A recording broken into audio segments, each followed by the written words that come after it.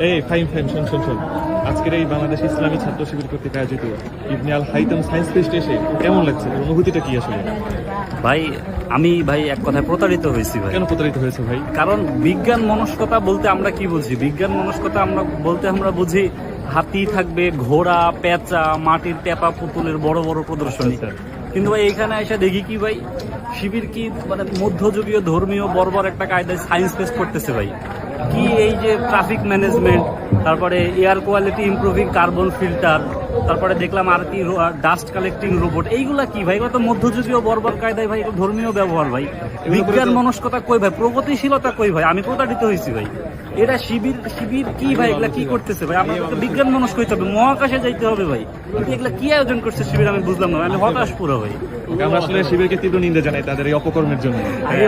সেটা তো অবশ্যই ভাই।